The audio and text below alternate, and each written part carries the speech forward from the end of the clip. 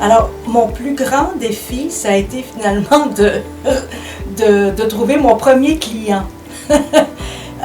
C'est toujours difficile, mais je dois vous dire également que ce qui a été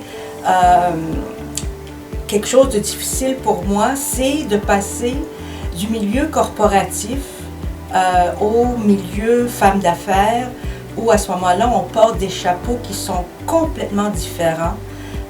On passe du mode de faire des choses au patron, au mode d'être son propre patron. Donc, de tout exécuter, de trouver la stratégie pour l'entreprise et aussi de parler dans un langage de marketing, chose que je n'avais pas besoin de faire dans un milieu corporatif. Mon premier défi jusqu'à ce jour, c'est pouvoir allier ma vie familiale avec ma vie de chef d'entreprise, de pouvoir jongler avec toutes les différentes casquettes que j'ai.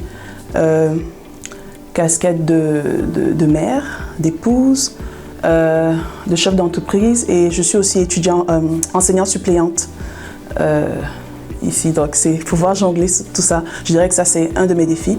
Et l'autre de mes défis, c'est au démarrage, me faire connaître dans la communauté, aller chercher le soutien avant mon premier client. Ça a été assez difficile au début parce que je ne connaissais pas d'artistes. Je ne connaissais pas d'aînés dans la région non plus. Donc il a fallu que je commence à essayer de les trouver, d'avoir des conversations avec eux, des fois d'aller dans l'auto, à les visiter chez eux pour qu'ils me regardent dans les yeux, parce qu'il y a souvent un manque de confiance avec les Autochtones envers les autres et même parmi eux. Donc ça, c'était un gros défi. Et sinon, à part ça, j'ai jamais eu d'entreprise personnellement. J'ai jamais eu de business, donc je ne savais pas comment faire pour la lancer. Et donc, il a fallu que j'apprenne tout. Comment faire le cash flow, comment m'enregistrer, est-ce que je voulais m'incorporer, toutes les questions, est-ce que je voulais devenir une maison de publication ou de réalisation d'édition, c'est quoi en français? Maison d'édition.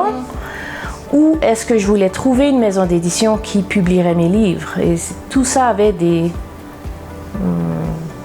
répercussions, des bonnes choses et des moins bonnes choses. Je pense que je devais vivre cette difficulté. J'étais plutôt faite pour être entrepreneur. J'étais plutôt faite pour pour diriger. Et c'est pour ça qu'il fallait que je passe par là. Dire que c'est à cause du fait que je suis immigrante, je ne pense pas, parce que je pense que même les Canadiens ont leurs propres difficultés. Tu peux faire face à certaines difficultés en tant que Canadien de souche, right? Je pense juste que c'est l'adversité que tout le monde peut vivre, que ce soit un immigrant, que ce soit un Canadien, tout le monde a sa propre difficulté pour devenir ce qu'il veut, right? Yeah. So, c'est mon point de vue. Il faut être fort, que ce soit immigrant ou Canadien, oui. Quand il y a la diversité, quand il y a le challenge, il faut être fort, savoir ce que tu veux et te battre pour ce que tu veux. Voilà, donc c'est ça. Alors, il y a beaucoup de défis quand on crée son entreprise. Le premier auquel je pense, c'est on est spécialiste dans un domaine, donc en l'occurrence le mien c'est l'immigration.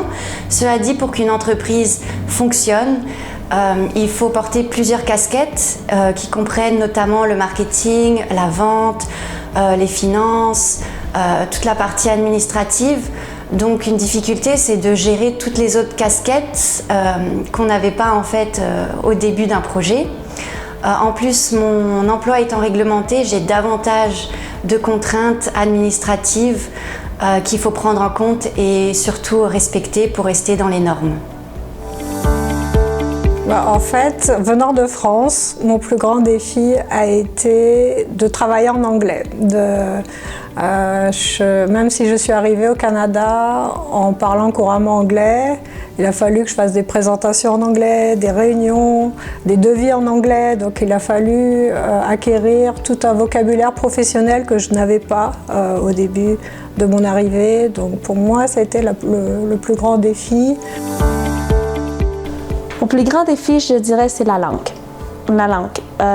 L'anglais. Ici, en Alberta, on parle anglais. Anglais, c'est ma 3e langue. Donc, c'est vraiment un gros challenge. Des fois, je pouvais me sentir un peu discriminée, mais je me suis rendu compte que c'est moi qui est plus dur envers moi, que les personnes ne me discriminent vraiment pas. Dans le fond, ils valorisent que je parle déjà 2 autres langues et j'essaie de parler leur langue aussi. Donc. Je suis dans l'action. J'aime me lancer, faire les choses et après corriger si nécessaire. Donc, j'ai pas réfléchi en fait. Je sentais que j'avais envie de le faire. Je me suis dit, je le fais et puis après je vois. J'ai eu de la chance, j'ai rencontré une personne qui m'a mise en relation avec une autre personne. Donc du coup, ça m'a fait faire mon premier projet avec un vrai client. Et j'ai vu que ça marchait. Du coup, ça m'a donné de l'assurance. Donc, j'ai pris un autre step en avant. Ça m'a encore donné de l'assurance. Et à chaque fois, j'essaie de me dépasser. Je me dis, ok, là, je suis arrivée à ma limite. Qu'est-ce que je peux faire en plus pour aller encore plus loin? Le défi, c'est à tous les niveaux.